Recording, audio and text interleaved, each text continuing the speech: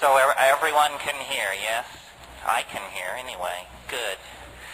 Well, I want to thank Mandala Books, Jan. I want to thank Jay Widener for bringing me back to Seattle, the home of real grunge and real peculiarity.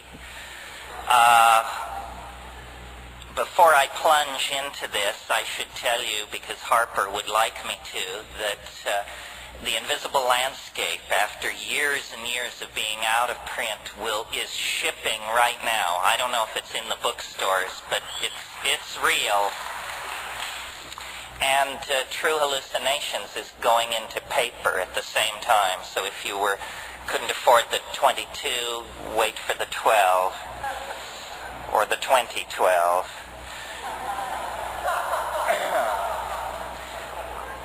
What I wanted to talk about tonight, simply because it's the thing that is moving me to the edge of my chair at the moment, is I called the talk Eros and the Eschaton. And what I could have called it is Eros and the Eschaton, What Science Forgot. Because somebody asked me recently, is there any permission to hope? More specifically, is there any permission for smart people to hope? I mean, it's easy to hope if you're stupid, but is there any basis for intelligent people to hope? And I wanted to deal with that because I think so. I mean, it was to me a shocking question because I live in an aura of hope because I live in a twilit world of my own self-generated, cannabinated fantasy. And I forget that not everyone is so fortunate and that there's a lot of despair and uncertainty out there. So I wanted to talk about this. I'll talk for a while and then we'll break and have an intermission. I'll sign books if anybody needs a book signed, and then we'll come back and do Q&A on this till we're sick of it, basically.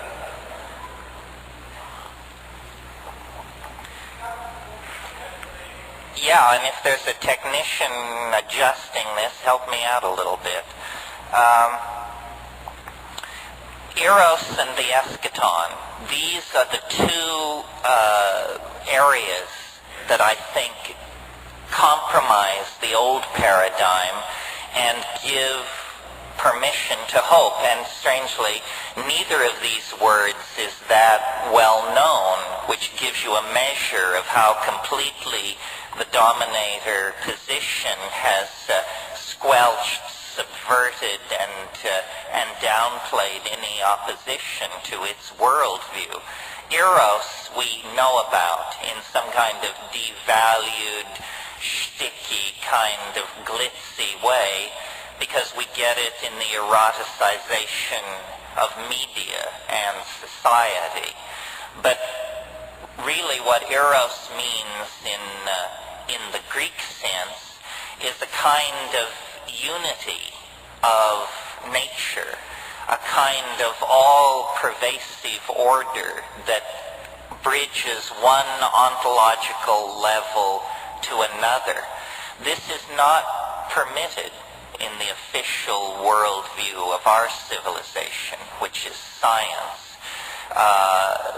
The world of inorganic chemistry is not thought to make any statement about the organic world, and the organic world is not thought to be extrapolatable into the world of culture and thought. There are imagined to be clear breaks in these categories. I had a biologist tell me once, if genes aren't involved, it ain't evolution.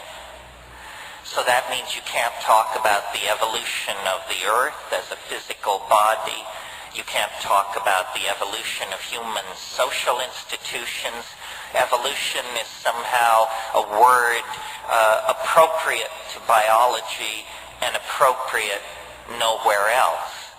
And this brings me then to the first factor easily discerned by anybody who has their eyes open, that compromises and erodes the hopeless existential view of the world that we're getting from science. And that is the idea that nature is in fact, across all scales and all levels of phenomena, a unity. It's not a coincidence that electrons spinning around an atomic nucleus and planets going around a star and star clusters orbiting around the gravitational center of a galaxy, it's no coincidence that these systems exhibit the same kind of order on different scales. And yet science would say that is a coincidence. You know, P.W. Bridgman, who was a philosopher of science, defined a coincidence as what you have left over when you apply a bad theory. It means that, you know, you've overlooked something, and what jumps out at you as a coincidence is actually a set of relationships whose casuistry is whose relationships to each other are simply hidden from you. And what I've observed, and I think it is fair to give credit to the psychedelic experience for this, what I've observed is that nature builds on previously established levels of complexity. This is a great general natural law that your own senses will confirm for you, but that has never been allowed into the canon of science. And what I mean by that nature builds on complexity is the following. When the universe was born in the dubious and controversial circumstance called the Big Bang, it was at first simply a pure plasma of electrons. It was the simplest that it could possibly be. There were no atoms, there were no molecules, there were no highly organized systems of any kind. There was simply a pure plasma of expanding energy. And as the universe cooled, simply cooled, new kinds of phenomena, we say, emerged out of the situation. As the universe cooled, atomic nuclei could form, and electrons could settle into stable orbits. As the universe further cooled, the chemical bond became a possibility. Still later, the hydrogen bond, which is a weaker bond, which is the basis of biology. So as the universe aged, it complexified. This is so obvious that it's never really been challenged, but on the other hand, it's never been embraced as a general and dependable principle either. Follow it through with me. Out of atomic systems come chemical systems. Out of chemical systems comes the covalent hydrogen bond, the carbon bond, complex chemistry that is prebiotic or organic. Out of that chemistry come the macrophysical systems that we call membranes, gels, charge transfer complexes, this sort of thing. These systems are the chemical preconditions for life, simple life, the life of the prokaryotes, the life of naked, unnucleated DNA that characterized primitive life on the planet. Out of that life come eukaryotes, nucleated cells, and then complex colonies of cells, and then cell specialization, leading to higher animals, leading to social animals, leading to complex social systems, leading to technologies, leading to globe-girdling, electronically based, information transfer-oriented cultures like ourselves. Someone said, what's so progressive about media? It's the spreading of darkness at the speed of light. It can be. It can be. Well, so this is very interesting, that apparently the way the universe works is upon a platform of previously achieved complexity, chemical, electrical, social, biological, whatever, new forms of complexity can be built that cross these ontological boundaries. In other words, what I mean by that is that biology is based on complex chemistry, but it is more than complex chemistry. Social systems are based on the organization that is animal life, and yet it is more than animal life. So this is a general law of the universe overlooked by science, that out of complexity emerges greater complexity.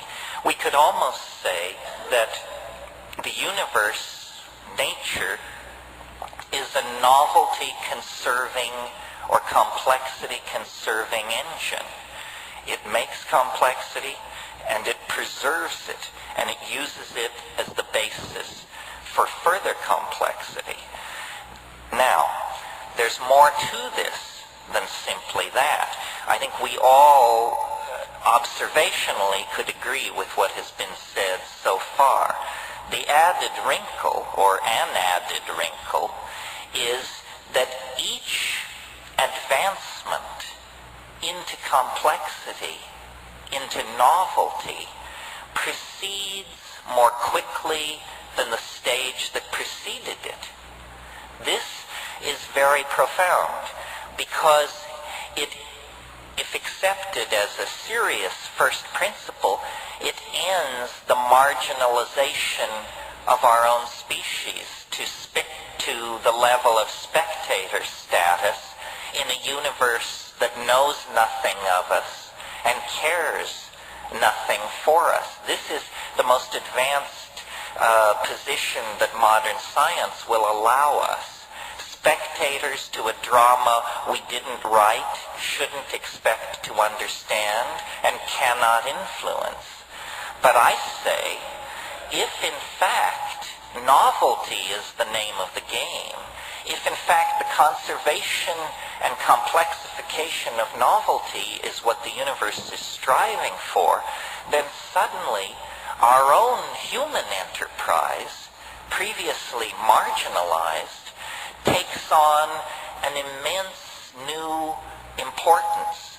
We are apparently players in the cosmic drama, and in this particular act of the cosmic drama, we hold a very central role.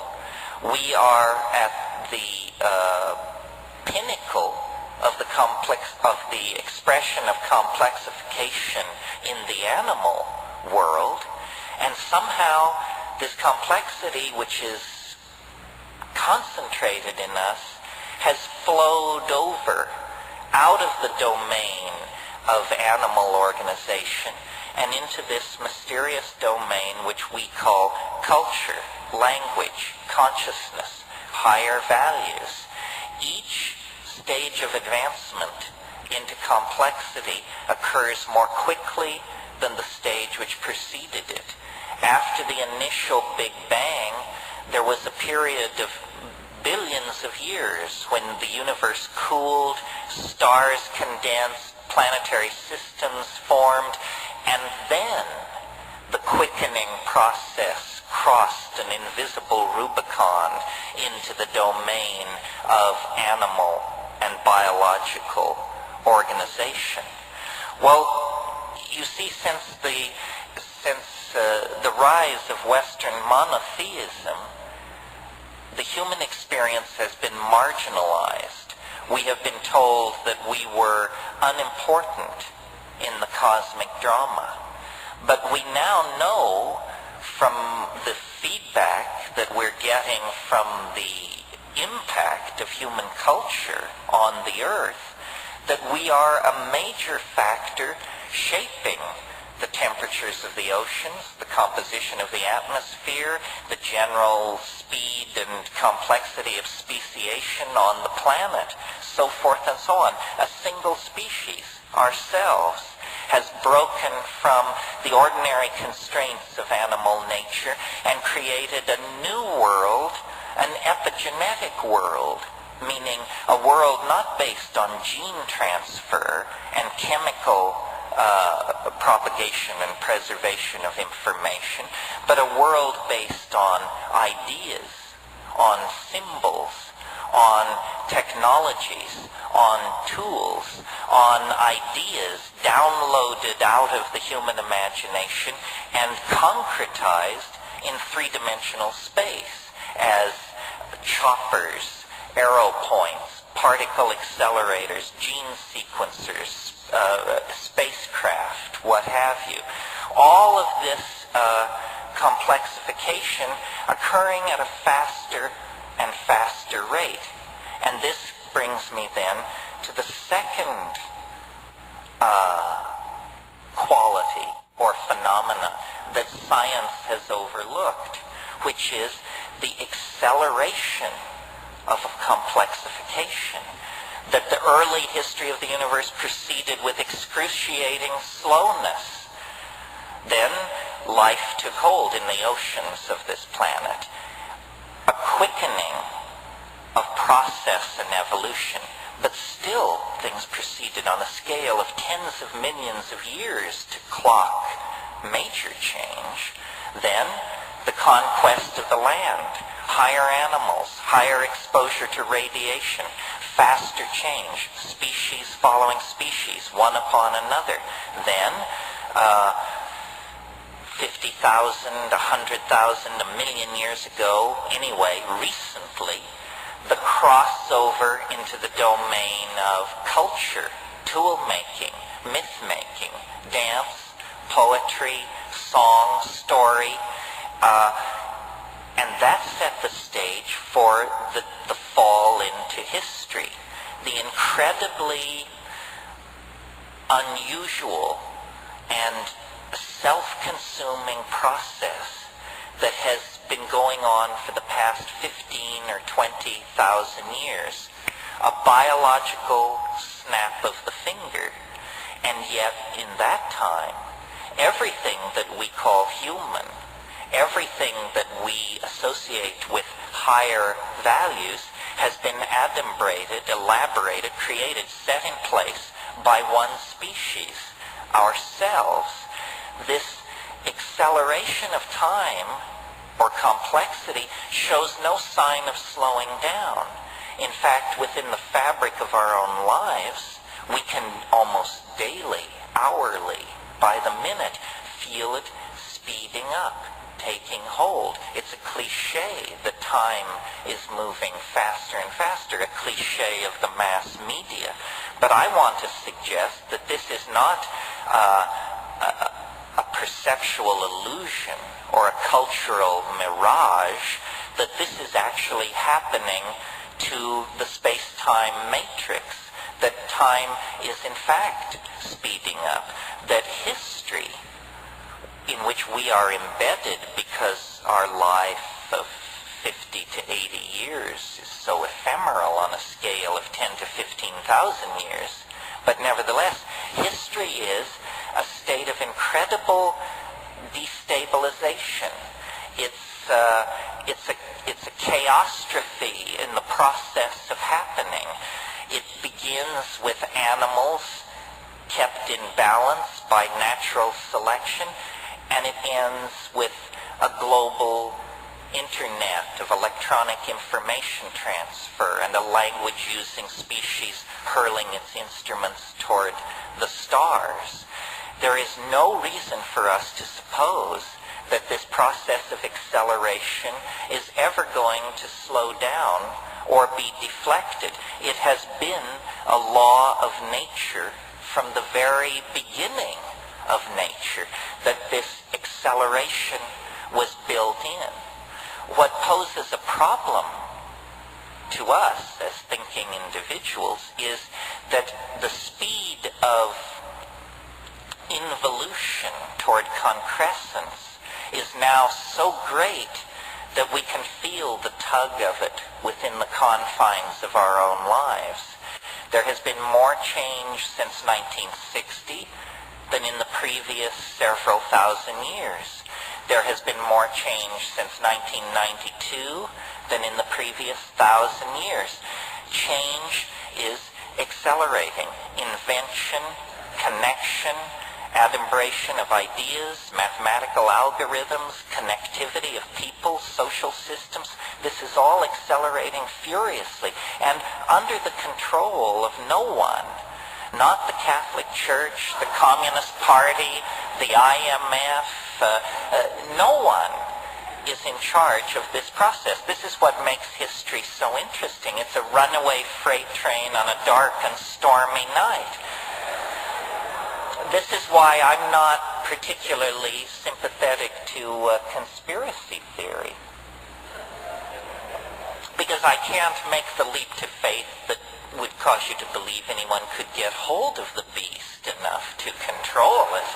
I mean, conspiracies, of course, we have conspiracies up the kazoo, but none of them are succeeding. They're all being swept away, compromised, astonished by new information, and endlessly agonized. So, two factors relating to Eros. The movement into complexity and the fact that that movement goes ever faster. And the second quality, the acceleration of the movement into novelty, leads me to the third point, which is, I suppose, more controversial. And I am frankly willing to admit that my sensitivity to this third point is based on my psychedelic experience. I mean, science is the exploration of the experience of nature without psychedelics. And I propose, therefore, to expand that enterprise and say we need a science beyond science. We need a science which plays with a full deck. And the reason the psychedelic experience is so important here is not some namby-pamby notion that it expands consciousness or it makes you more perceptive or something like that. I mean, that is all true, but it isn't strongly enough put. A cultural point of view is like a crystal. You have an amorphous cultural medium which at certain temperatures will form a crystal of cultural convention, if you will. And within the geometry of that crystal, certain things make sense and certain things are excluded from making sense. Science is a condensed cultural point of view that is a rigid crystal of interlocking assumptions such as matter is primary, mind is tertiary, causality works from the past into the future, so forth and so on. What psychedelics do in terms of their impact on the physical brain and organism of human beings is they withdraw cultural programming. They dissolve cultural assumptions. They lift you out of that reassuring crystalline matrix of interlocking truths which are lies. And instead, they throw you into the presence of the great who knows, the mystery that has been banished from Western thought since the rise of Christianity and the suppression of the mystery religions. Now, the model that attracts me to the psychedelic experience is not that it makes you smarter, a kind of simple-minded idea, paradoxically, or the idea that you are paying attention, aren't you? Or the idea that it's some kind of magnifying glass into the personal unconscious, your trauma, your childhood memories, the satanic abuse your parents laid on you, so forth and so on. The model which I like is a geometric model and says simply that since the rise of the Greek alphabet, print, linear thinking, and science, we have become imprisoned in a causal universe of material connectivity, and that this is a cultural myth as much as believing that we are the sons and daughters of the great father who got out of his canoe at the second waterfall to take a leak. I mean, these are just cultural myths. What is revealed through the psychedelic experience, I think, is a higher dimensional perspective on reality. And I use higher dimensional in the mathematical sense. Literally, you are lifted out of the plane of cultural assumptions and can look down with the kind of godlike understanding that one obtains when one flies in an airplane over a landscape previously only viewed from the ground. In other words, from the vantage point of the psychedelic experience, the cultural landscape is seen more nearly in its correct perspective, seen as historically bounded, spatially and intellectually bounded. Now, it's no coincidence that if you analyze biology, what it is, it's a kind of conquest of dimensionality. The earliest forms of life were probably slimes of some sort, stabilized on a clay surface, immobile, unable to perceive light, with no sense of time, merely a fingernail or a toehold in existence. And then if you look at the entire fossil record, what you see is the evolution of senses, sensory perceptors and organs of locomotion. The perceptors, the eye, the hand, bring into the cognitive field the sense of things at a distance. And then language provides models for these things at a distance. Similarly, fins, legs, so forth, means of locomotion carry us through space. This is a journey of dimensionality. And essentially what animals are that plants are not are life forms mobile in a very conscious way in the spatial dimension. This is why, from the point of view of evolutionary biologists, animals are somehow more advanced than plants. Well, if conquest of dimensionality is the criteria, then notice that we again occupy a special and privileged position in nature, because we can not only run with the best of them, see with the best of them, but we can remember and anticipate like crazy. And other animals are not doing this. Other animals may imprint past situations of danger or opportunity, but they do not analyze experience and extrapolate it toward the hidden domain of the future. And consciousness is the generalized word that we use for this coordination of complex perception to create a world that draws from the past and builds a model of the future. and then suspends the perceiving organism in this magical moment called the now, where the past is coordinated for the purpose of navigating the future. McLuhan called it driving with the rear view mirror, and the only thing good about it is it's better than driving with no mirror at all. All right, now,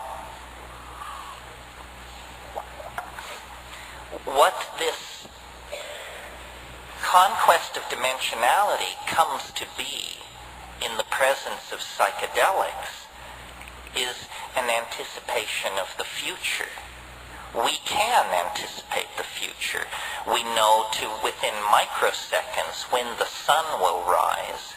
We know within a few percentage points where the prime rate will be in 6 months. Some things we can predict fairly closely, some things with less precision. But the perception of the future is very important to us.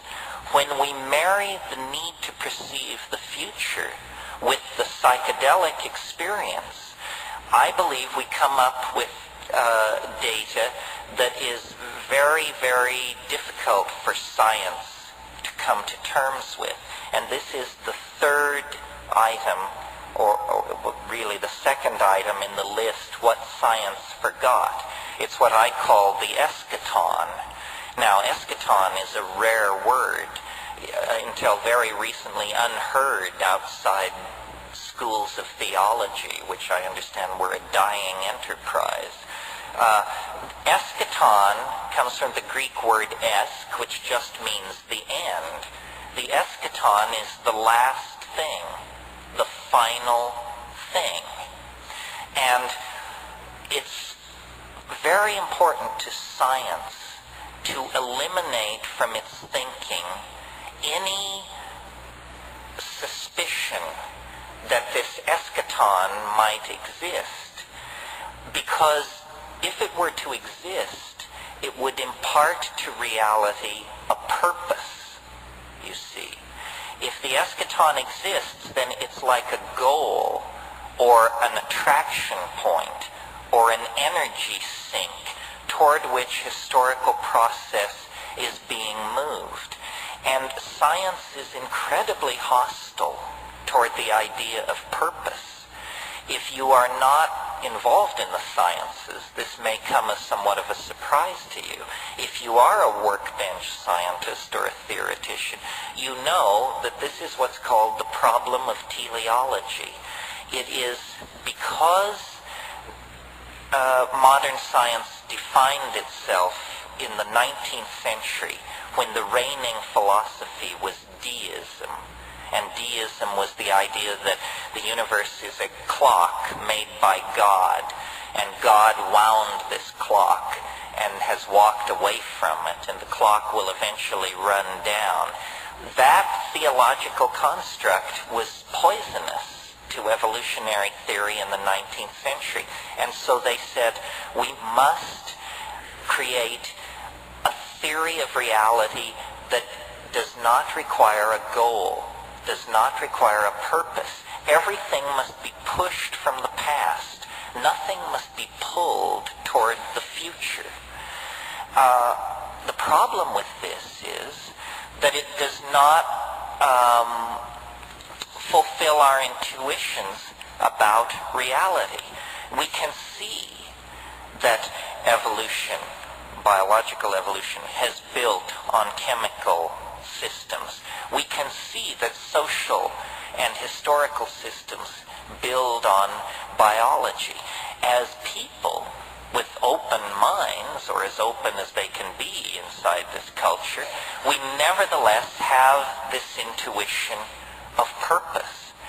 And it is dramatically underscored by the psychedelic experience, which takes the raw material of your life, your culture, your history, and tells you this is not an existential mishmash to be lived out with dignity because there's nothing else to be done with it, some kind of Camusian why not affirmation. It says no. It says, your reality is a coherent cosmos. And embedded in your own sense of identity, embedded in your own sense of purpose, is a microscopic reflection of the larger purpose that is built into the universe. Now, this is not just, blowing smoke in the sense of it's a nice idea, or it's like a religious idea, like saying Jesus loves you and so feel all right about yourself. It isn't like that. It's a theory about reality that has teeth, because reality is actually following the script that this particular version of reality dictates. Reality is accelerating toward an unimaginable omega point. We are the inheritors of immense momentum in our social systems, our philosophical and scientific and technological approaches to the world. Because we're driving the historical vehicle with a rear-view mirror, it appears to us that we're headed straight into a brick wall at 1,000 miles an hour. It appears that we are destroying the earth, polluting the atmosphere, wrecking the oceans, dehumanizing ourselves, robbing our children of a future, so forth and so on. I believe what is in fact going on is that we are burning our bridges. One by one, we're burning our bridges to the past. We cannot go back to the mushroom-dotted plains of Africa or the canopied rainforests of 5 million years ago. We can't even go back to the era of cayuse and six-shooter of 200 years ago. We have burned our bridges. We are preparing for a kind of cultural forward escape. And this question, is there cause for optimism? The answer is it depends on where you placed your bets. If you placed your bets on male-dominated institutions based on consumer fetishism, propaganda, classism, and materialism, then God help you, you should call your broker. If, on the other hand, you've recognized that a lifeboat strategy is involved here, that what is really important is empowering personal experience, backing off from consumer object fetishism, freeing the mind, empowering the imagination, then in that case, I think you can feel pretty good about what is going on.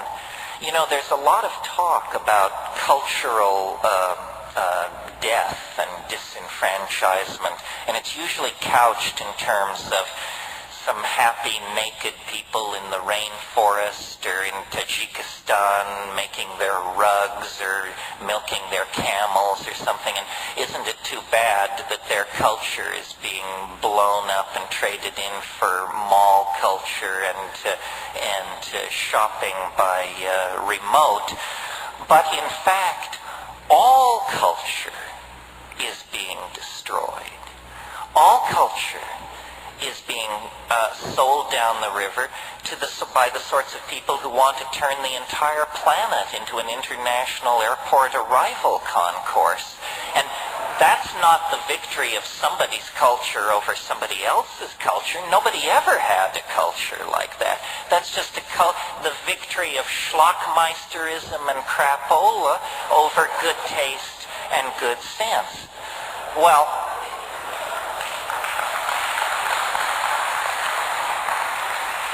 if I were dependent on the notion that human institutions are necessary to pull us out of the ditch, I would be very despairing. As I said, nobody's in charge. Not the IMF, the Pope, the Communist Party, the Jews. No. Nobody has their finger on what's going on. So then why hope? isn't it just a runaway train out of control? I don't think so. I think the out of controlness is the most hopeful thing about it. After all, whose control is it out of? You and I never controlled it in the first place. Why are we anxious about the fact that it's out of control? I think if it's out of control, then our side is winning. To me, the most confounding datum of the psychedelic experience is this thing which I call the eschaton. And I want to talk about it a little bit this evening because I think it is the hardest thing for people to grasp about my particular rap. And, you know, sometimes I've talked to many of you about psychedelic plants, shamanism, techniques, chemistry, approaches, so forth and so on. I'm approaching this evening as a graduate seminar. I figure everybody has their little mojo kit and their particular way of approaching these things. And then the question is, you know, what kind of conclusions can we draw? And the conclusion I draw is, and this is sort of pulling together what I said before, we are central to the human drama and to the drama of nature and process on this planet. The opposition, which is science, well, first let me say this. Every model of the universe has a hard swallow. What I mean by a hard swallow is a place where the argument cannot hide the fact that there's something slightly fishy about it. The hard swallow built into science is this business about the Big Bang. Now let's give this a little attention here. This is the notion that the universe, for no reason, sprang from nothing in a single instant. Well, now before we dissect this notion, notice that this is the limit test for credulity. Whether you believe this or not, notice that it is not possible to conceive of something more unlikely or less likely to be believed. I mean, I defy anyone. It's just the limit case for unlikelihood that the universe would spring from nothing in a single instant for no reason. I mean, if you believe that, my family has a bridge across the Hudson River that will give you a lease option for $5. It makes no sense. It is in fact no different than saying, and God said, let there be light. And what the philosophers of science are saying is, give us one free miracle, and we will roll from that point forward, from the birth of time to the crack of doom, just one free miracle. And then it will all unravel according to natural law and these bizarre equations which nobody can understand but which are so holy in this enterprise. Well, I say then, if science gets one free miracle, then everybody gets one free miracle. And I perceive that it is true when you build these large-scale cosmogonic theories that you have to have a kind of an umbilical cord or a point to start from that is different from all other points in the system.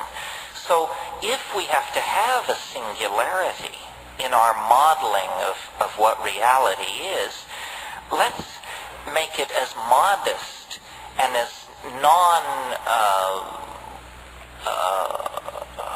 unlikely a singularity as possible. The singularity that arises for no reason in absolutely empty space instantly is the least likely of all singularities. Doesn't it seem more likely, if we have to have a singularity, that it occurs in a domain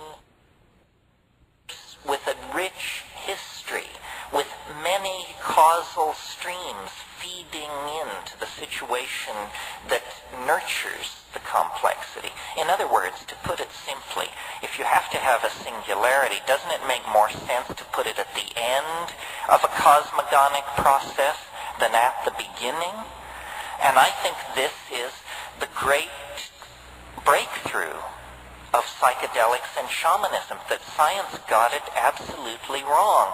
The universe didn't begin in a singularity. Who knows how the universe began, or would even presume to judge? But the universe ends in a singularity.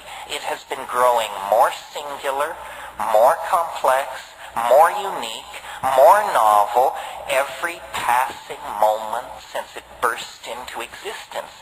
And if that's true, then we represent a kind of concrescence of universal intent. We're not mere spectators, or a cosmic accident, or some sideshow, or the Greek chorus to the main event. The human experience is the main event. The coordination of perception, of hope, of dream, of vision that occurs inside the human heart-mind-body interface is the most complex phenomenon in the universe. Now, even the physicalists will agree that the human neocortex represents the most densely ramified matter known to exist in the biological world. And you don't have to be a rocket scientist to see that human society, human history, human art, human literature represent things for which there is no analog in the world of wasps, groundhogs, killer whales, and so forth and so on. In our species, complexity has turned inward upon itself, and in our species, time has accelerated. Time has left the gentle ebb and flow of gene transfer and adaptation that characterizes biological evolution, and instead historical time is generated.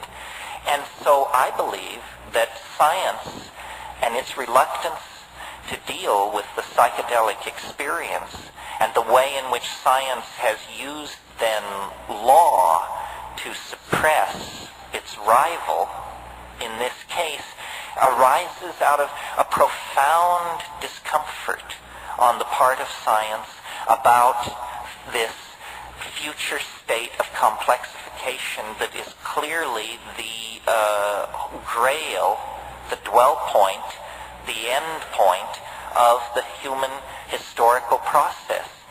No one of us, I think, can imagine that history could go on for another 1,000 years. I mean, what would it look like at the current rate of population growth, spread of epidemic disease, rate of invention, connectivity, depletion of resources, the atmosphere? It is impossible to conceive of another 1,000 years of human history. History then is ending. History is a kind of gestation process. It's a kind of metamorphosis. It's an episode in the life of a species. If you think of the simple example of metamorphosis, that of caterpillar to butterfly, we all know that there is this intermediate resting stage where the caterpillar is, for all practical purposes, enzymatically dissolved and then reconstituted as an entirely different kind of organism, with different physical structures, different eyes, different legs, a different way of breathing, with wings where no wings were before, with a different kind of feeding apparatus. This is what's happening to us. History is a process of metamorphosis. It's a pupation stage. It begins with naked monkeys, and it ends with a human-machine, planet-girdling interface capable of releasing the energies that light the stars. And it lasts about 15 or 20,000 years, and during that period, The entire process hangs in the balance. It's a period of high risk. It's like what a butterfly is doing in a cocoon or what is happening to a child in the womb. It's a gestation process where one form of life is being changed into another. Well, this would all happen naturally and with a great deal of anxiety, I imagine, as history builds to its ever more climactic and horrifying crescendo, and we would all be ignorant or very baffled about what's going on, were it not for the institution of psychedelic shamanism. Remember, I said that what is dissolved are the crystalline structures of cultural assumption. Well, one of the strongest symmetries in our cultural crystal is the symmetry that gathers around the concept of past and future. The shaman actually rises into a domain where past and future are different areas on the same topological manifold. This is not a metaphor. It's what's really going on. If you think about shamanism in its classical guise for a moment, it is about predicting weather, predicting game movement, and curing disease. If you had a prescient or extraordinary understanding of the future, each one of us would be able to do these things. Predicting the weather, you just look into next week and there it is. Predicting the movement of games, same deal. Curing the sick actually involves very judicious choice of your patients with a pre-knowledge of who will get well and who will not get well. So it's as though the members of the culture are imprisoned in linear time and the shaman is not. And why not? Because the shaman has perturbed the brain states sanctioned by the culture, sanctioned by its educational processes, its habits, its attitudes. And into that vacuum created by the perturbation of these cultural values rushes the raw, unanalyzed datum of reality. This is what Aldous Huxley called removing the reducing valve of consciousness. And suddenly, culture is seen to be a relative phenomena. The stockbroker, no different from the rainforest shaman, each somewhat similar to the Trobriand Islander or the Eskimo. Culture is simply clothing upon the human experience, but the human organism outside the confines of culture in a direct relationship to nature transcends time and space. This was a fact, I believe, that was known in prehistory and in fact was the source of Paleolithic values, which were not material, not linear, not surplus-oriented, not class-oriented, not power-oriented, but rather oriented toward a kind of egalitarian partnership in an environment of great material simplicity. And human beings lived like that for probably 500,000 years, with poetry, with dance, with mathematics, with magic, with story, with humor, but not with the paralyzing and toxic artifacts of the late evolving machine-worshipping, monotheistic, linear, phonetic, alphabet, tight-ass, straight culture that we are a part of. So now, at a kind of moment of great cultural challenge and dynamic for Western civilization, which has for 1,000 years called all the shots and shoved itself down everybody's throat, whether they liked it or not. In the last 100 years, through the science of anthropology and ethnography and ethnomedicine and botany, the news has arrived that these quote-unquote primitive people are in fact master technicians of journeying into a world of the neurological imagination, a world we didn't even know exists, a world that is as distant to us as the world at the heart of the atom is from the rainforest fisherman. And because our own cultural values seem a little shoddy at this moment, those on the fringes of Western civilization have begun to seek alternatives, begun to look at alternative religions, yoga, tantra, Buddhism, Zen, whatever, alternative approaches to diet, vegetarianism, macrobiotics, so forth and so on, and alternative approaches to authentic experience, which means psychedelics. In the early stage of psychedelic involvement, everyone was sort of flying under the banner of hands-on Freudianism or hands-on Jungianism. You know, we're going to see those archetypes. We're going to confront those sexual repressions. We're going to journey into those traumatic childhood memories. Now, it's understood, I think, that those metaphors were fairly inadequate, and that actually we stand on the brink of an unexplored landscape of planetary size.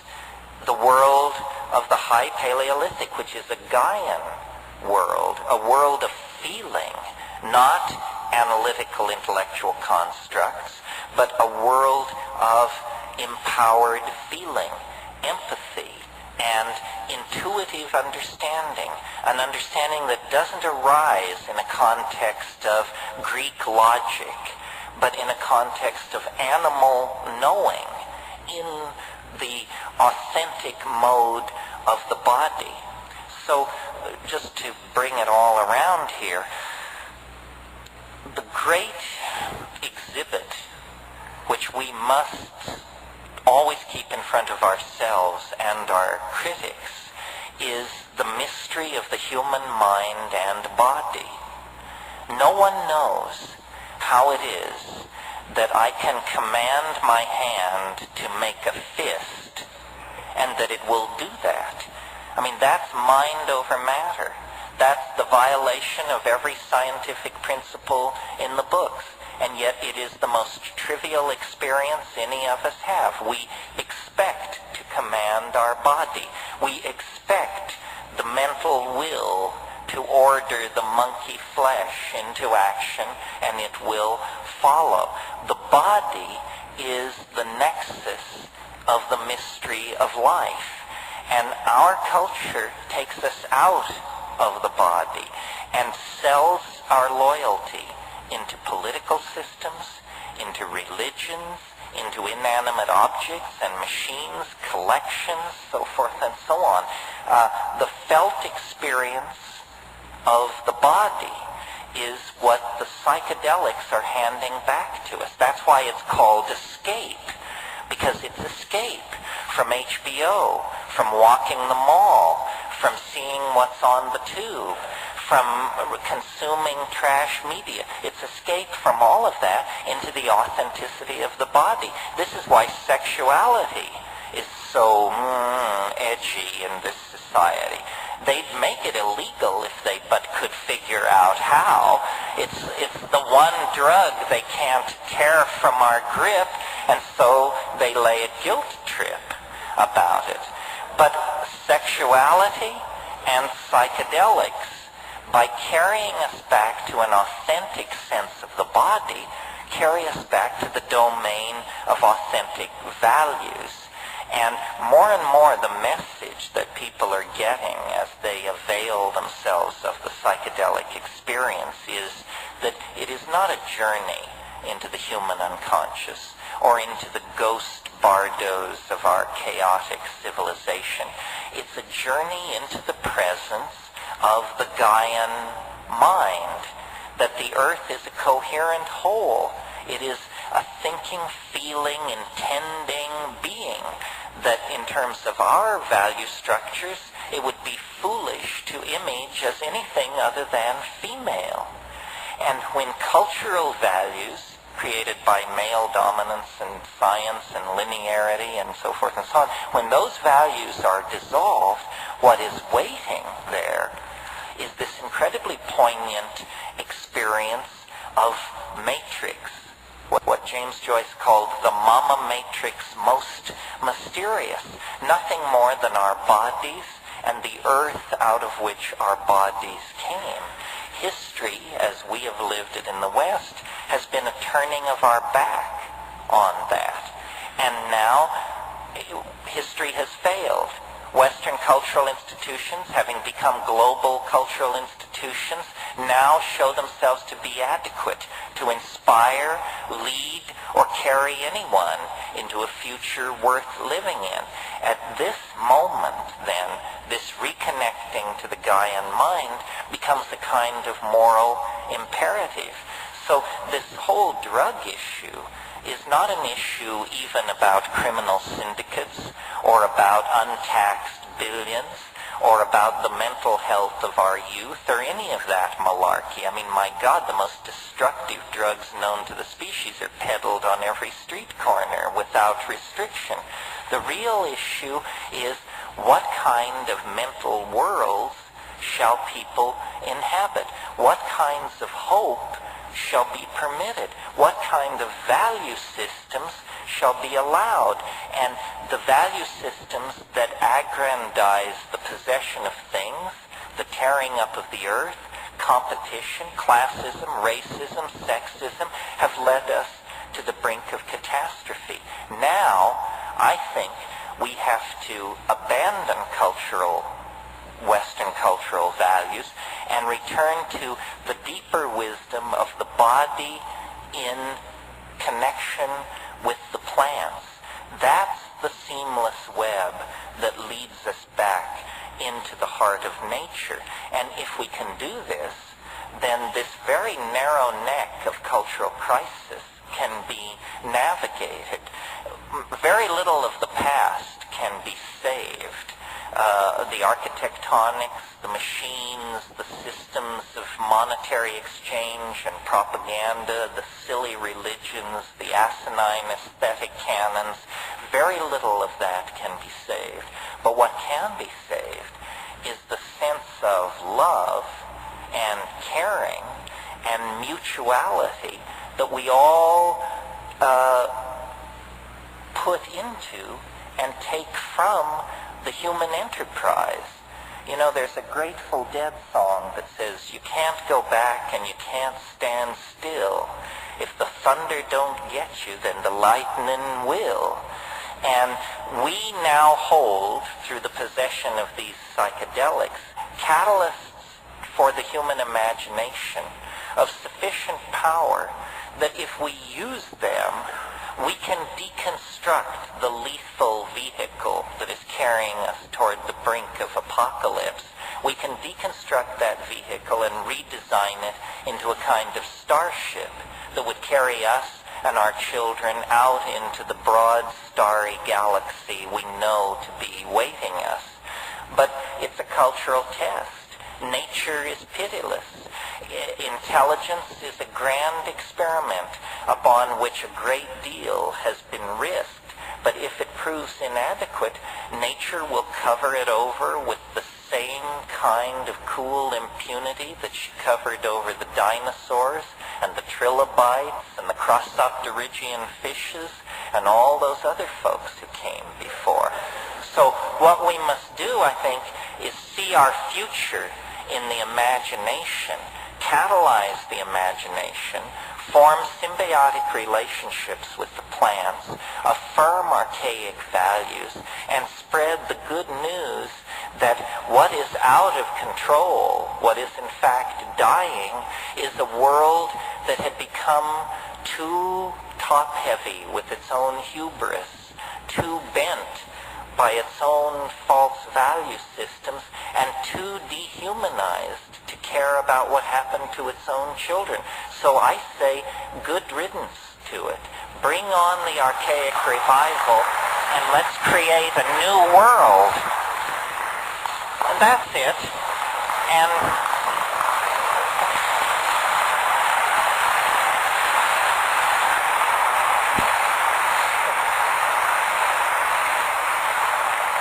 this wasn't perfectly clear, I'm sure the questions and answers will make it so. Let's take a half-hour break. I'll sign books if anybody wants me to, and then we'll get together here for the hardcore. Thank you very, very much. Pull it together so we can get on to the fun part here.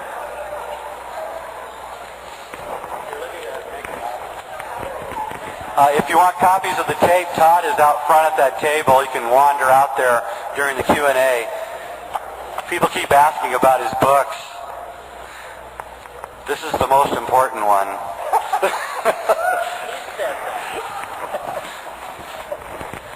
Okay. Well, I trust that was all perfectly clear before the break. This is the part I enjoy the most because I'm not into the white guy at the front of the room with all the answers trip. It's just unfortunate that I have the body I do. I'm actually a lesbian trapped in a man's body, but I've done the very best with that I could, which hasn't been bad, let me tell you. Yes. Wait a minute, wait. You're going to have to yell and then I'll repeat it.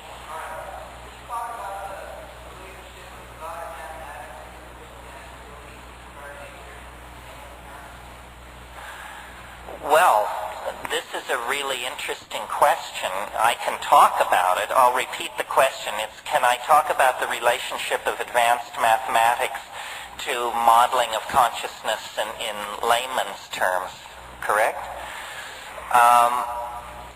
One of the great mysteries still to be addressed by philosophy is why is it that numbers, which are, after all, constructs of the human mind, why is it that numbers are so incredibly powerful for the description of nature?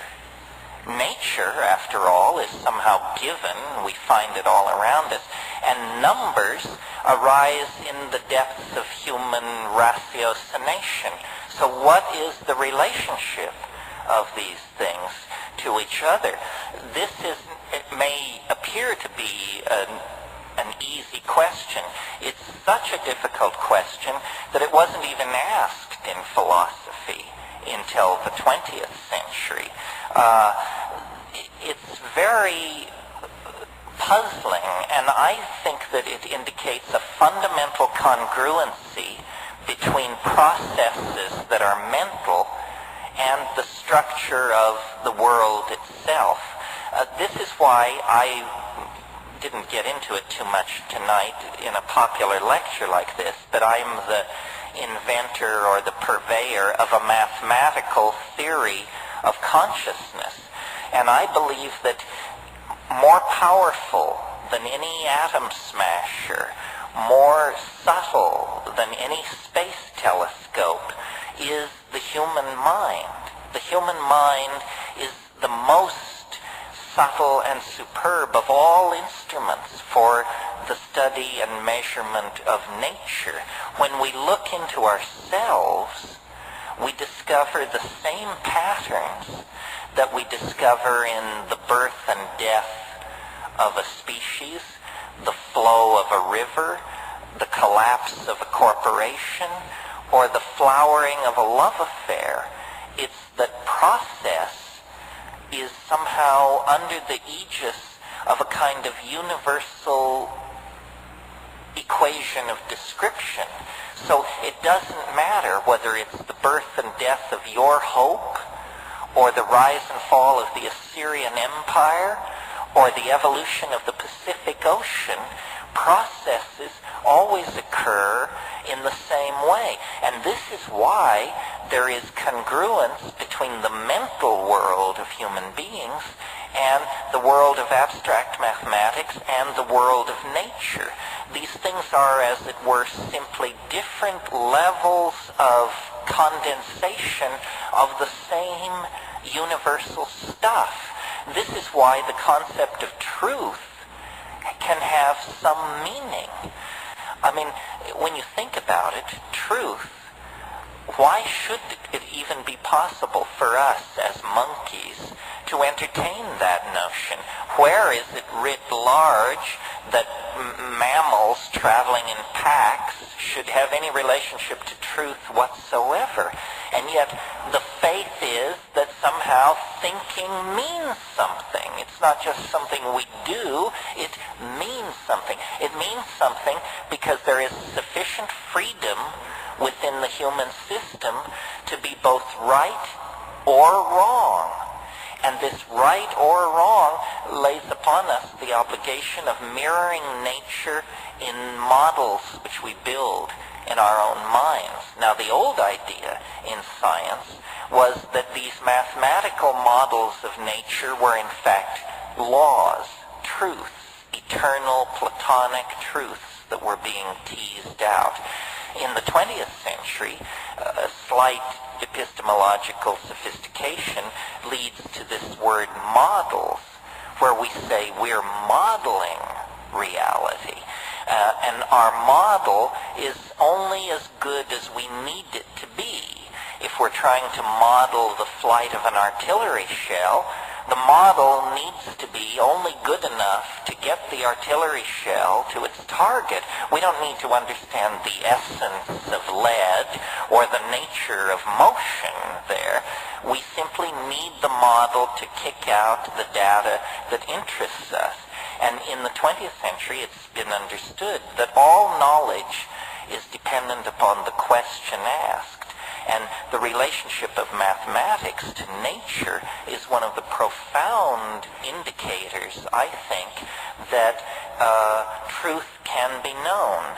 Maybe not the truth, but I always think of the positivist philosopher Wittgenstein, who was once asked in a classroom situation about a certain proposition, is it the truth?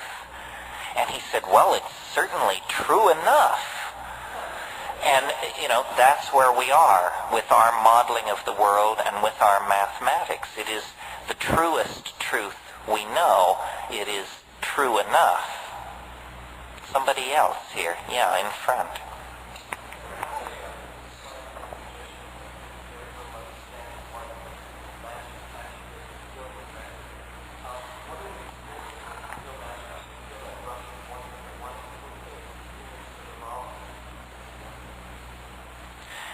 The question is from a stage magician, and the question is, what is the nature of magic, or what is magic, or the wonder that it invokes? There are two theories. Magic is not a trivial issue at all. There are two theories about how the world works, and each one depends on a fundamental assumption about what the world is. There's the scientific theory, which says the world is tiny packets of matter squealing along through empty space at close to the speed of light and subject to a certain set of interlocking laws. That's what science tells us the world is. Another theory is, and to my mind, a much more appealing and even intuitively correct theory, is the world is language. The world is made of language.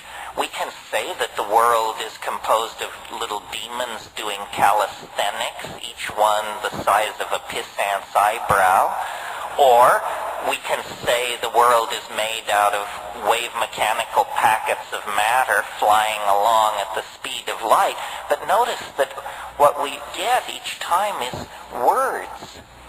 Our model of what the world is made of words, and the world is composed of description. Now, in the era before science, scientists like to say people were more epistemologically naive. What they mean by that is they didn't have a clear understanding of the division between the inside and the outside, between what we imagine and what actually is. But if you live long enough, I think you discover what we imagine and what actually is are very close to the same thing. Now, whenever you say the world is made of language, the positivists object by saying, well, then why isn't it the way we say it is? I didn't say it's the way we say it is. I said it's made of language. And part of the inspiration for my career is the realization that you could get up in front of audiences and say how the world is, and to a small degree, for a limited time, in a limited space, it shimmers and recasts itself and becomes the thing that we say that it is. The mind is somehow a co-creator in the process of reality through acts of language. And language is very, very mysterious. I mean, it is true magic. People run all over the place looking for paranormal abilities. But notice that when I speak, if your internal dictionary matches my internal dictionary, that my thoughts cross through the air as an acoustical pressure wave and are reconstructed inside your cerebral cortex as your thought, your understanding of my words. Telepathy exists. It's just that the carrier wave is small mouth noises. All so-called primitive people know that the world is made of language, that you sing it into existence, that what you say it is what it is, that it is maintained in existence by an act of rational apprehension. And it's only science which has taken this very weird approach and said, no, the world is somehow independent from the act of description. And this is not a situation where we have two separate points of view, both open-hearted and trying their best to work hard for you. Science carried out its analysis of nature to the point where it shot itself in the foot. Science carried out an analysis of nature that went to such depth that it discovered that nature doesn't exist except as an object of description. That there are no little objects winging their way through empty space. There is only a situation describable by multi-leveled fishy formula, and when you drop a mind into that situation, the fishy formula condenses out into a little particle which can be measured. Mind is necessary for the world to undergo the formality of existing. This is what quantum physics teaches. Unfortunately, this news has not reached the other sciences. This is a real failure on the part of science. You see, throughout the 19th century, physics was the paradigmatic science. It was the science everybody envied. It's not unusual in physics for theory and experiment to be congruent to 3 decimal points of accuracy. That just causes scientists to go wild. They love that when theory and measurement fall into congruency like that. And so everyone wanted to be like physics. Chemistry sought that, sociology, psychology, biology. Meanwhile, physics, pursuing the exploration of matter, broke through to a domain where matter ceased to be definable, ceased to even exist in any ordinary way, seemed to behave in incredibly strange ways. Time flows backward. Energy crosses barriers without ever going through them, by tunneling through them in some way. Modern biology is still afflicted with physics envy. Meanwhile, physics has gone on to a realm of such exotic and surreal uncertainty that it's at this point to the left of psychology in the precision of its metaphors. So So science has undercut itself and now exists in a state of unrecognized crisis that hopefully the psychedelic experience will exacerbate to the point where this will arrive on the plate of every experimentalist and observational and observer of nature. Yeah, here.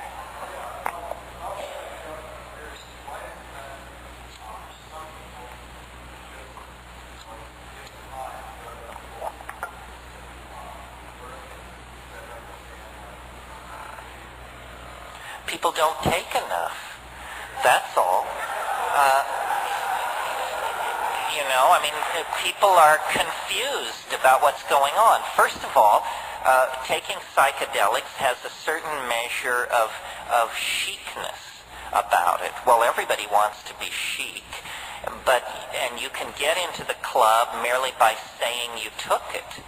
But you don't want to lie like a dog, so the way to get into the club without paying your dues is to take some pissant amount and then run around raving about that.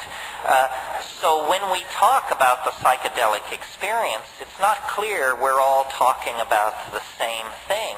It's sort of like talking about France, and you have the people who changed planes in the airport, and the people who moved there for 30 years and learned the literature and got a job and married the locals. So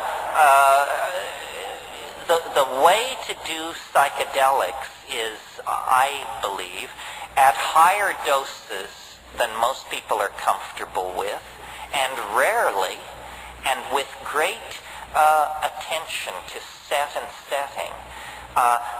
The social use of psychedelics in the club scene or at rock and roll concerts and so forth, I mean, when I go to those kind of scenes, I just smoke pot. I don't, because I want to be part of what's going on, I want to have a good time, but you would be nuts to take a major psychedelic in that circumstance.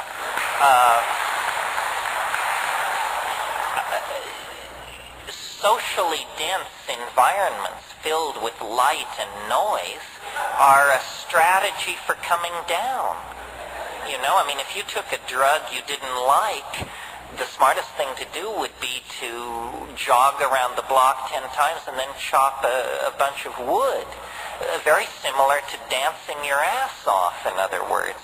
So the way I recommend doing psychedelics is in silent darkness, and with as little input from other people as possible. I mean, I say alone if you are experienced. If you're really confident, just alone, for crying out loud. If that gives you pause, and you must have a sitter, and let's use the word sitter, not guide. My God, nobody's guiding you anywhere. They have no more notion where you are than,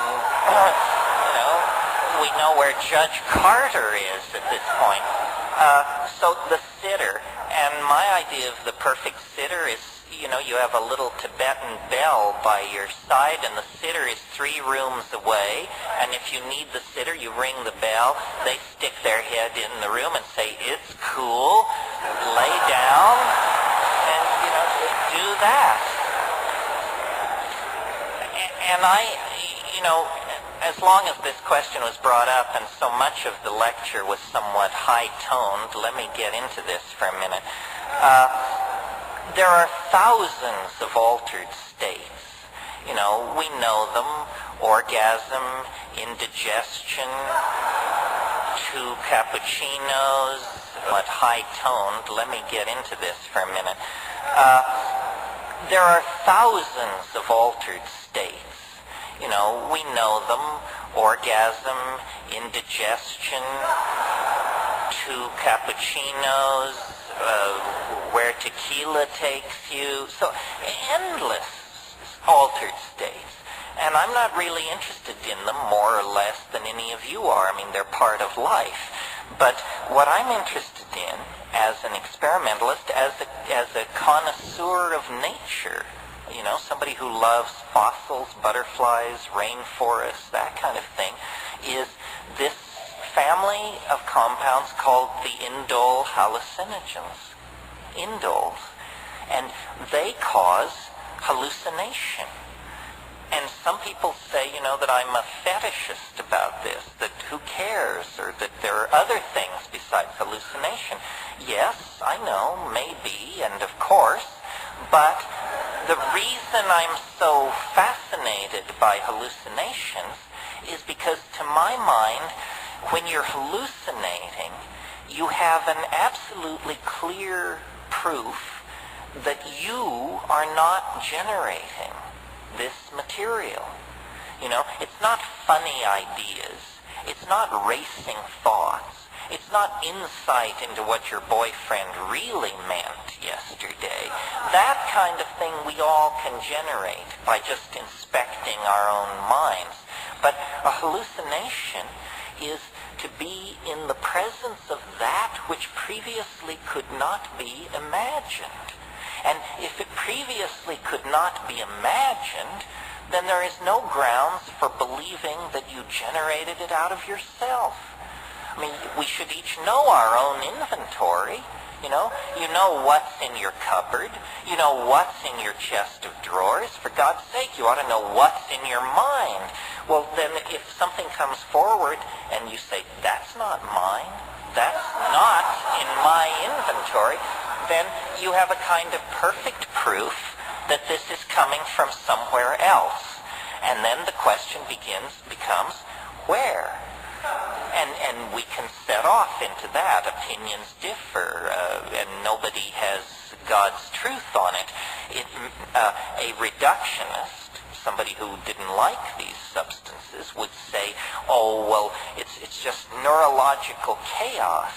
It's just you've interrupted the normal functioning of good brain chemicals, and evil brain chemicals are now giving a sense of a chaos. Well, that just doesn't cut the mustard. I mean, that kind of stuff may work if you're talking to the troops, but not if you're talking to anybody who's ever been there. I know what a neurological chaos would look like. It would look like bright lights, moving patterns, colored this, something that. It would not be ruins, landscapes, machines, paintings, works of art, building plans, weapons, bits of manufactured technological detritus. These things are too coherent. They're objects in some kind of superstructure of the mind. And for me, this was the revelation. I didn't get into this business by being an airhead or a screwball. My attitude was always, if it's real, it can take the pressure. You don't have to pussyfoot around the real thing. If they're telling you, oh, you must lower your voice and avert your gaze or this and that, then you're probably in the presence of crap. Because the real thing is real. It doesn't demand that you adjust your opinion to suit it. It's real. That means it is preeminent. That means it sets the agenda. And I studied yoga. I wandered around in the East. I was fast shuffled by beady-eyed little men in dhoties. I know the whole spiritual supermarket and rigmarole. And I find nothing there to interest me on the level of 5 grams of psilocybin mushrooms in silent darkness. I mean, that's where the pedal meets the metal. That's where the rubber meets the road. And the inspiration for me to get up and talk to an audience like this simply comes from the fact that I cannot believe that this could be kept under wraps the way it has. I mean, I kidded with you earlier that they would make sex illegal if they could. Well, they can't, so it isn't. But the psychedelic experience is as central to understanding your humanness as having sex, or having a child, or having responsibilities, or having hopes and dreams. And yet it is illegal. We are somehow told We are infantilized. We're told, you can wander around within the sanctioned playpen of ordinary consciousness, and we have some intoxicants over here. If you want to mess yourself up, we've got some scotch here and some tobacco and red meat and some sugar and a little TV and so forth and so on. But these boundary-dissolving hallucinogens that give you a sense of unity with your fellow man and nature are somehow forbidden. This is an outrage. It's a sign of cultural immaturity, and the fact that we tolerate it is a sign that we are living in a society as oppressed as any society in the past.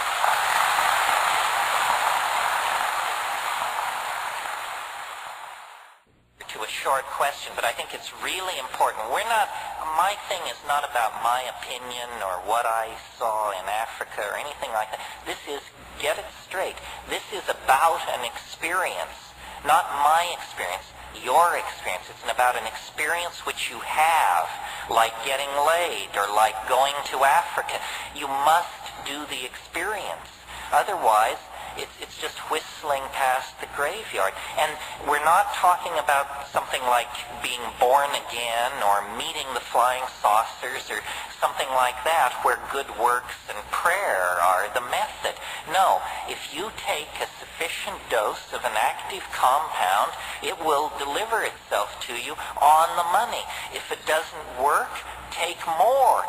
Nobody is in a position to dismiss this just because it didn't work for them on one or two tries.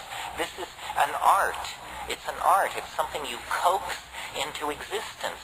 I mean, you have to learn to make love. You have to learn to speak English. Anything worth doing is an art that is acquired. This is part of our birthright, perhaps the most important part of our birthright. These substances will deliver. It is the confoundment of psychology and science generally, and that's why it's so touchy for cultural institutions. But you are not a cultural institution. You are a free and independent human being. And these things have your name written on them in big gold letters. Yes, here.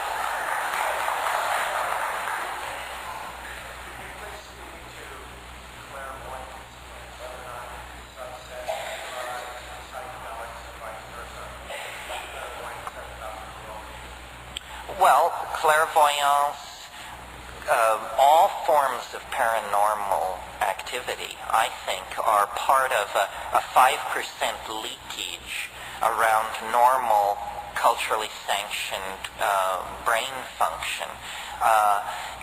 If you read Stan Groff's books about LSD, which is one case history after another, virtually every paranormal phenomenon ever cataloged has occurred under the influence of LSD. Seeing things at a distance, recovering past lives where then you could actually check the data and it happened, knowledge of things going on at a distance.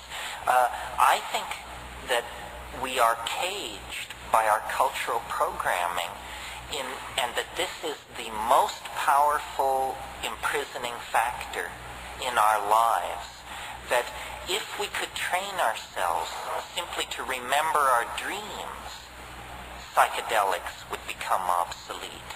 If we could train ourselves simply to pay attention to our ordinary states of consciousness as we live through our days and nights, culture is a mass hallucination. And when you step outside the mass hallucination, you see it for what it is worth. Language is partially the key here. We cannot move into a reality that we cannot describe. If we can't describe a world, we can't be there. And so the interesting place to be is at the cutting edge of language. And it's interesting that the legacy of the 1960s is a legacy of language evolution.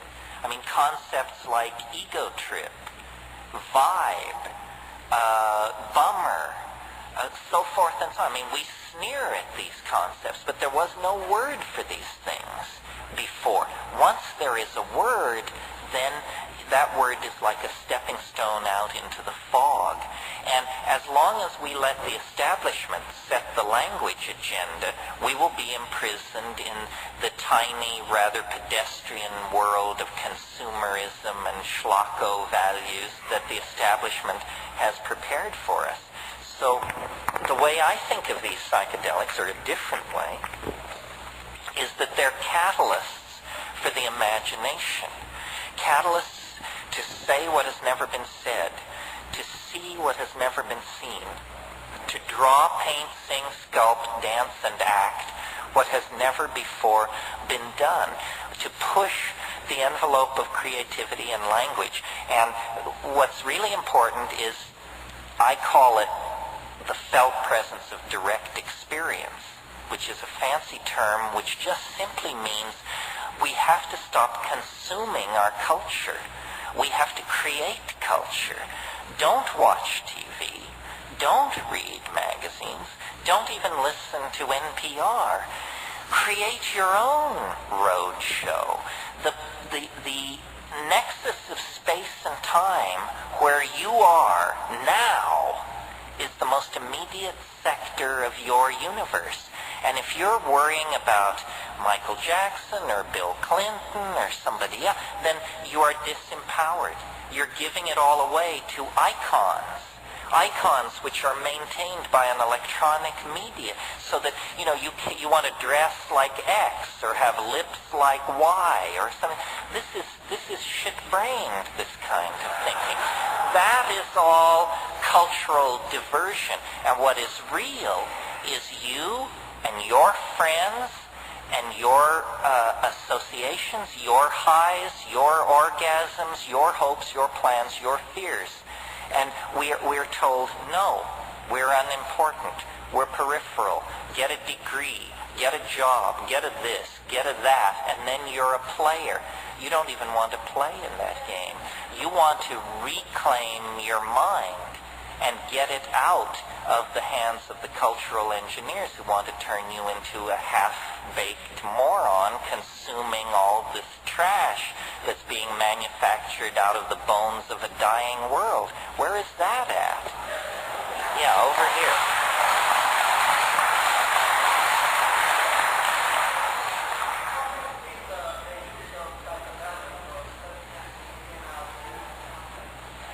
Well, religion is simply the word we use to describe our intuition that there is something outside the realm of culture and the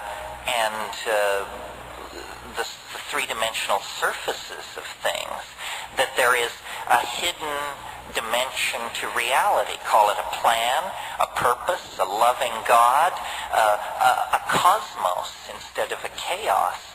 And psychedelics, I believe, reveal a greater order than the order of the human world. This is why the way I do them is either in darkness, which means surrounded by the body, my body, which is part of nature, or in nature itself, in the mountains, at the beach, in the jungle. Because what we are lacking existentially is any sense of order, meaning, and beauty in the world, because the society we're living in has no order or beauty or meaning. It's just a scam and a rat race.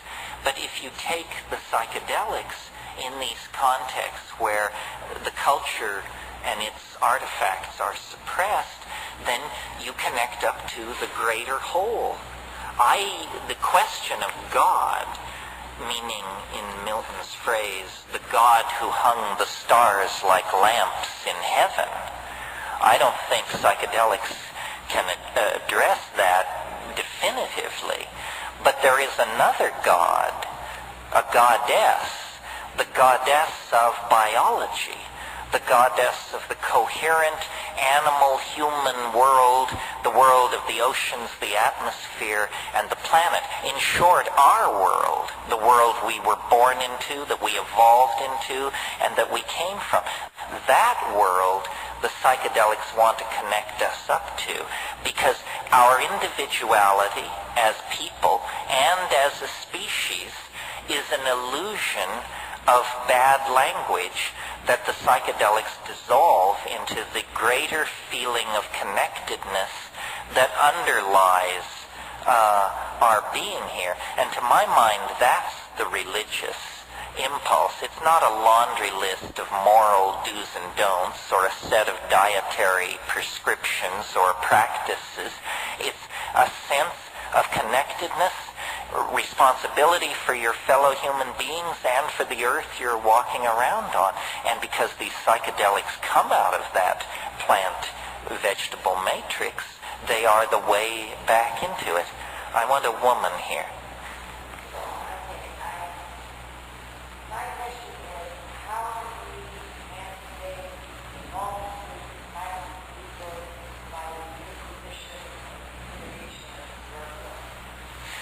Good question. Well, the answer is, I think, pretty obvious. Yes, how do we emancipate people from the foolishness of the drug war? How do we, as a community, as a point of view, how do we gain legitimacy? This is a really important question.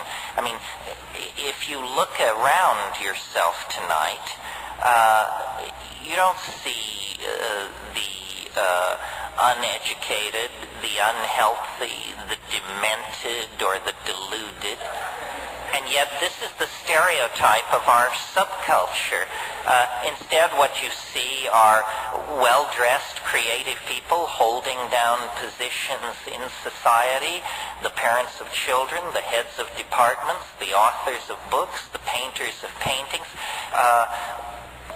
You may not have noticed, but in this society, they're not handing out rights. Ask black people. Ask members of any sexual minority. They don't hand out rights in this society. And we, meaning we psychedelic people, by and large, this isn't always true, but by and large, we tend to be white and middle class. A translation of those two terms into gutless would not be inappropriate. We have the most to lose, and so we're not given to hurling ourselves into the breach or building barricades in the street to hurl our bodies against the machine. Nevertheless, if you don't claim your political birthright, it will never be given to you. And black people and gay people and American Indians, Native Americans, all of these people have learned that you don't go on bended knee to petition the official culture for your rights. You have to take them. And people ask me, how can you stand up and say the things you do? Why don't they take you away? They don't take me away because they're more chicken shit than you think. They're more off balance than you think. They're more uncertain of themselves than you think.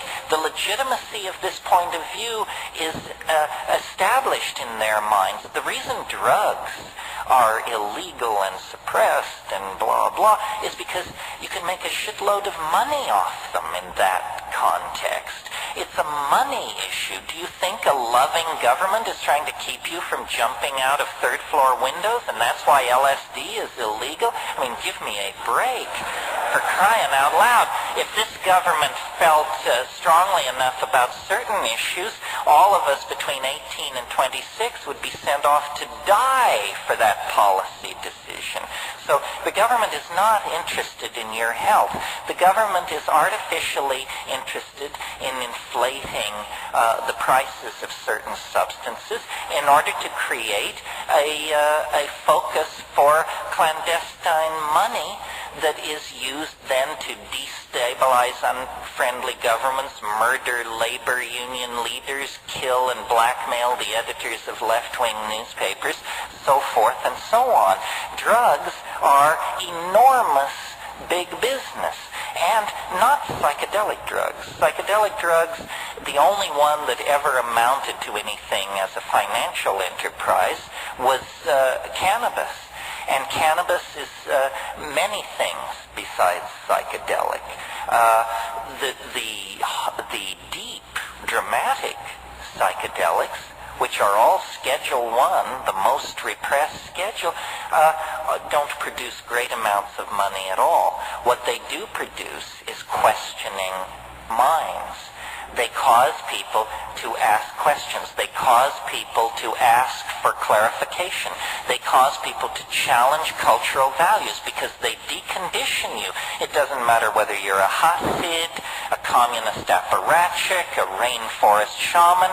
If you take psychedelics, you will question your first premises. And that is a business that all governments, right, left, middle, are in the business of repressing.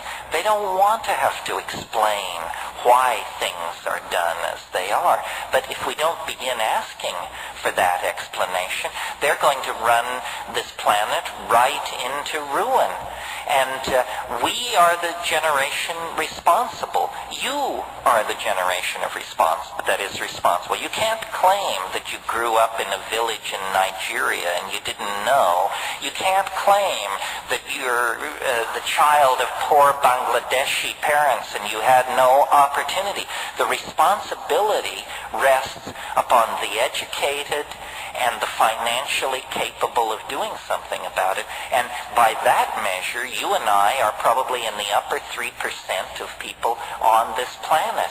And if we don't take responsibility, then that responsibility will devolve to others, beady-eyed others with an agenda that would stand your hair on end. Yes, over here. This will be the last question, so make it hit.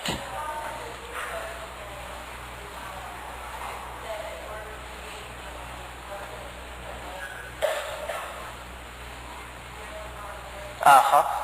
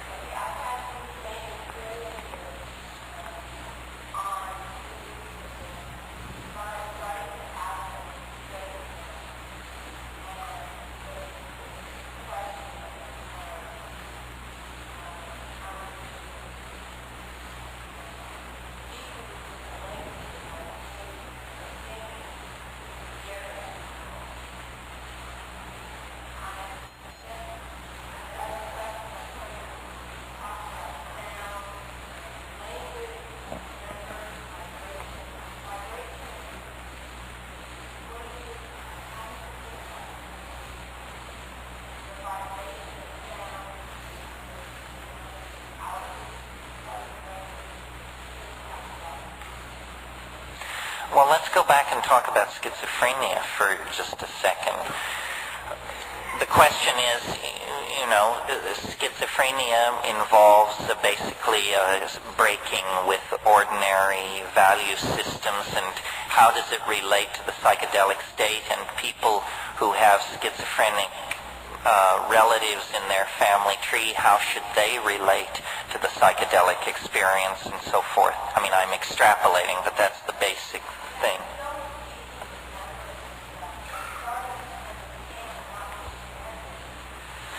Well, there are different things to be said about this. I mean, first of all, how many psychiatric residents, who are the people who come most in contact with schizophrenics, whatever that means, how many psychiatric residents have ever seen an undrugged schizophrenic? Very, very few, because the very first thing that happens is, for the convenience of physicians and the nursing staff, some outlandish drug is brought into the picture, which then deflects this healing process from ever reaching any kind of natural conclusion. Schizophrenia is just a catch-all term for mental forms of mental behavior that we don't understand. In the 19th century, there was a term, melancholia, which we would now call bipolar depression, so forth and so on. But all forms of of sadness, unhappiness, maladaptation, so forth and so on, were poured into this label melancholia. Now, schizophrenia is a similar thing. I can remember an experience I had years ago. I was in the Tolman Library at the University of California, which is the psych library, and I was looking up some drug or something, and I just saw a book, and I pulled it off the shelf, a book about schizophrenia, and it said, the typical schizophrenic lives in a world of twilight imagining, marginal to his society, incapable of holding a regular job. These people live on the fringes, content to drift in their own self-created value system. I said, that's it. That's it. Now I understand. We have no tradition of shamanism. We have no tradition of journeying into these mental worlds. We are terrified of madness. We fear it because the Western mind is a house of cards, and the people who built that house of cards know that, and they are terrified of madness. Tim Leary once said, or I gave him credit for saying, he later told me he never said it, but whoever said it, this was a brilliant statement. Someone once said, LSD is a psychedelic substance which occasionally causes psychotic behavior in people who have not taken it. Right? And I would bet you that more people have exhibited psychotic behavior from not taking LSD, but just thinking about it, than ever exhibited it from taking it. Certainly in my family, I watched my parents both go psychotic from the mere fact that LSD existed. They would never have taken it. There is a great phobia about the mind. The Western mind is very queasy when first principles are questioned. Rarer than corpses in this society are the untreated mad, because we can't come to terms with that. A shaman is someone who swims in the same ocean as a schizophrenic, but the shaman has thousands and thousands of years of sanctioned technique and tradition to draw upon.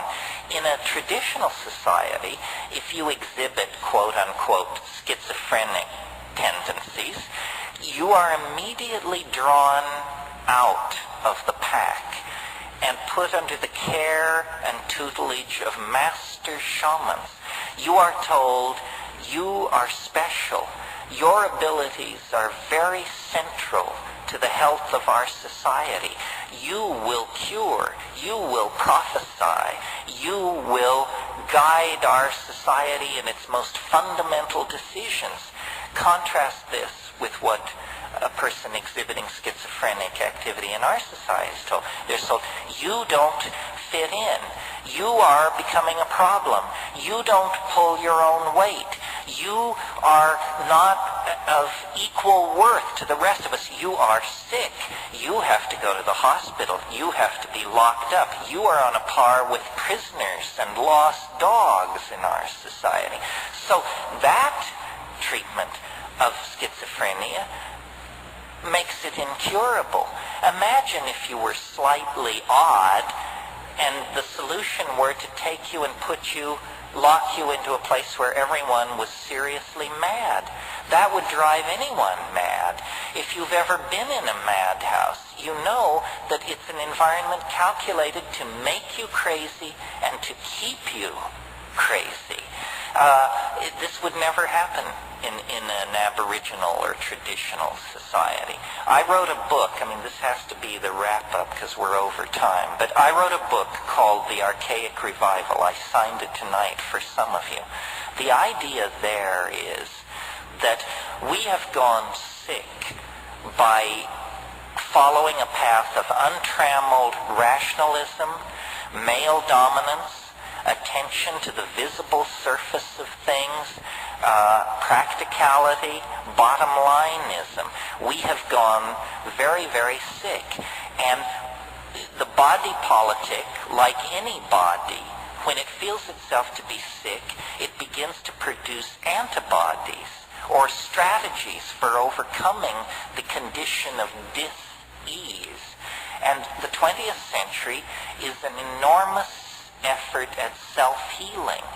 Phenomena as diverse as surrealism, body piercing, psychedelic drug use, sexual permissiveness, jazz, experimental dance, rave culture, tattooing.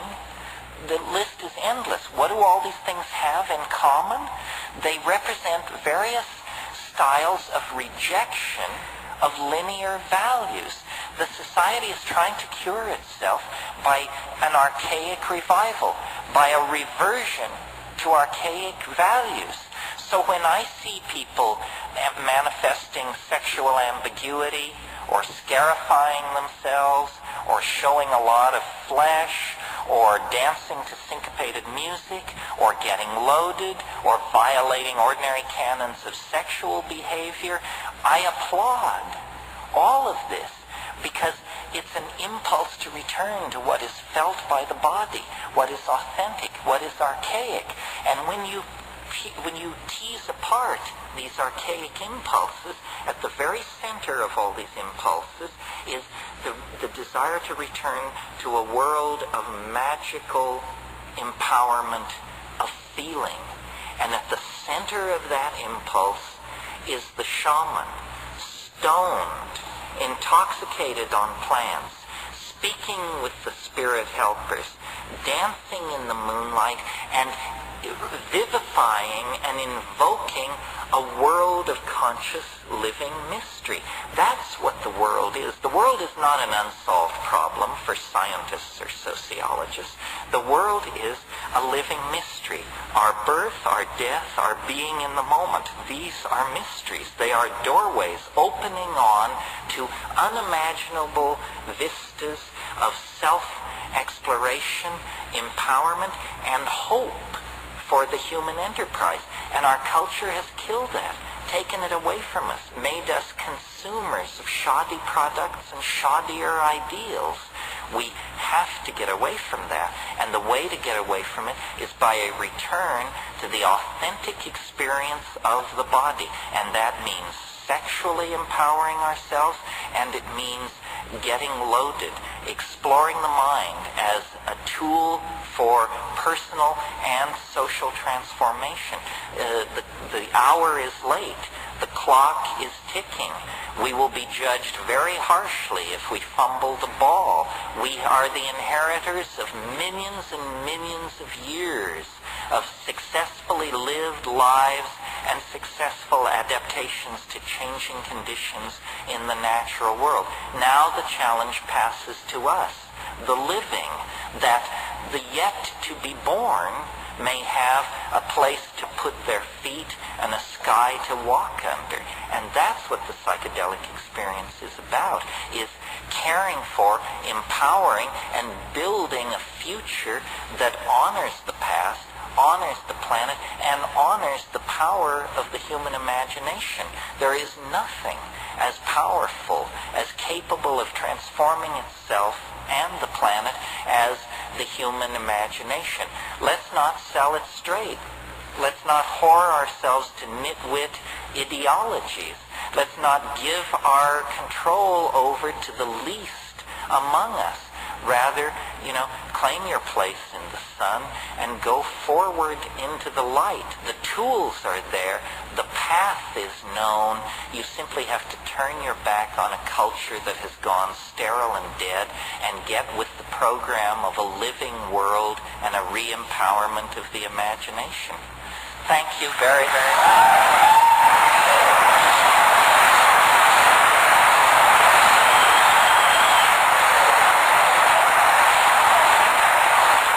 Thank you. Thank you.